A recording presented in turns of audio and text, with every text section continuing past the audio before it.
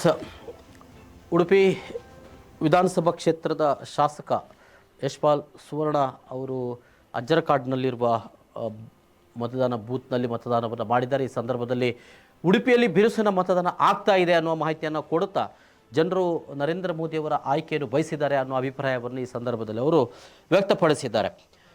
ಒಟ್ಟಿನಲ್ಲಿ ಉಡುಪಿಯಲ್ಲೂ ಕೂಡ ಹಾಗಿದ್ದರೆ ಬಿರುಸಿನ ಮತದಾನ ನಡೀತಾ ಇದೆ ಅಂತ ಅನ್ನುವಂಥದ್ದು ಕಾಣ್ತಾ ಇದೆ. ಎಲ್ಲೆಡೆಯಲ್ಲೂ ಕೂಡ ಬಿರುಸಿನ ಮತದಾನ ನಡೀತಾ ಇದೆ. ಅಂದರೆ ಬಹುಶಃ ಈಗಾಗಲೇ ನಮ್ಮ ಪ್ರತಿನಿಧಿ ನೀಡಿದ ಮಾಹಿತಿಯ ಪ್ರಕಾರ ಬಿಸಿಲ ಬೇಗೆ ಮಧ್ಯಾಹ್ನ ಇರುವುದರಿಂದ ಆದಷ್ಟು ಬೇಗ ಮತದಾನದಲ್ಲಿ ಪಾಲ್ಗೊಳ್ಳಬೇಕು ಅಂತ ಅನ್ನುವಂಥದ್ದು ಒಂದು. ಮತ್ತೊಂದೆಡೆಯಲ್ಲಿ ಖಾಸಗಿ ವಲಯದಲ್ಲಿ ಕೆಲಸ ಮಾಡ್ತಿರುವವರು ಕೂಡ ಭಾಳ ಬೇಗನೆ ಮತದಾನ ಮಾಡಿ ಅವರು ಕೆಲಸಕ್ಕೆ ತೆರಳುವಂಥ ಒಂದು ಧಾವಂತದಲ್ಲಿ ಕೂಡ ಇರ್ತಾರೆ. ಹಾಗಾಗಿ ಆ ಕಾರಣದಿಂದ ಈಗ ಬೆಳಗಿನ ಜಾವ ಭಾಳ ಬಿರುಸಿನಿಂದಲೇ ಮತದಾನ ಆರಂಭಗೊಂಡಿದೆ. ಇಲ್ಲಿ ನೋಡಬೇಕಾಗಿದೆ ಮಧ್ಯಾಹ್ನದ ನಂತರದಲ್ಲಿ, ಅಂದರೆ ಕೆಲವೊಮ್ಮೆ ಏನಾಗ್ತದೆ ಮಧ್ಯಾಹ್ನ ನಂತರದ ಸಂಜೆಯವರೆಗೂ ಕೂಡ ಮಂದಗತಿಯ ಮತದಾನ ನಡೆಯುವಂಥ ಸಾಧ್ಯತೆಗಳೆಲ್ಲ ಇಲ್ಲಿ ಇರ್ತದೆ. ಸೊ ಆ ಸಂದರ್ಭದಲ್ಲಿನೇ ಕೂಡ ಅತ್ಯಂತ ಕಡಿಮೆ ಮತದಾನಕ್ಕೆ ಅದು ಕಾರಣ ಆಗುವಂಥದ್ದು.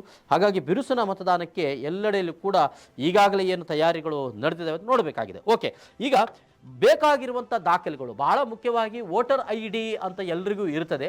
ಕೆಲವರು ಅದನ್ನು ಕಳೆದುಕೊಂಡಿದ್ದರೆ ಏನೇನೆಲ್ಲ ಬೇಕಾಗಬಹುದು ಅಂತ ಅನ್ನುವಂಥದ್ದು. ಒಂದೆಡೆಯಲ್ಲಿ ಈ QR ಕೋಡ್ ಇರುವಂಥ ಒಂದು ಪತ್ರವನ್ನು ಮನೆಗೆ ತಲುಪಿಸಿರ್ತಾರೆ. ಒಂದು ವೇಳೆ ಅದು ಇದ್ದರೆ ವೋಟರ್ ID ಇಲ್ಲದಿದ್ದರೂ ಕೂಡ ಆಗ್ತದೆ, ನೇರವಾಗಿ ಅದನ್ನು ಕೊಟ್ಟುಬಿಡೋದು. ಅದು ಒಂದು ಮತದಾನದ ಚೀಟಿ ಕೊಟ್ಟಿದ್ದರೆ ಅದರ ಜೊತೆಗೆ ವೋಟರ್ ID ಬೇಕಾಗ್ತದೆ. ವೋಟರ್ ID ಇಲ್ಲದೆ ಹೋದರೆ ಆಧಾರ್ ಕಾರ್ಡ್ ಆಗ್ತದೆ. ಆಧಾರ್ ಕಾರ್ಡ್ ಇಲ್ಲದೆ ಹೋದರೆ ಪಾನ್ ಕಾರ್ಡ್ ಕೂಡ ನಡೀತದೆ. ಜೊತೆಗೆ ನಿಮ್ಮ ರೇಷನ್ ಕಾರ್ಡುಗಳು ಅಥವಾ ಬ್ಯಾಂಕಿನ ಪಾಸ್ಬುಕ್ಗಳು ಅಥವಾ ಇದು ಪೋಸ್ಟಲ್ ಇದಕ್ಕೆ ಸಂಬಂಧಪಟ್ಟಾಗಿರುವಂಥ ನಿಮ್ಮ ದಾಖಲೆಗಳು, ಈ ಡ್ರೈವಿಂಗ್ ಲೈಸೆನ್ಸು, ಈ ದಾಖಲೆಗಳು ಕೂಡ ಒಂದು ವೇಳೆ ವೋಟರ್ ID ಇಲ್ಲ ಅಥವಾ ಆಧಾರ್ ಇಲ್ಲ ಅಂತ ಆಗಿದ್ದರೆ ಈ ದಾಖಲೆಗಳನ್ನು ಕೂಡ ಕೊಡಬಹುದಾಗಿದೆ ಅಂತ ಅನ್ನುವಂಥದ್ದು.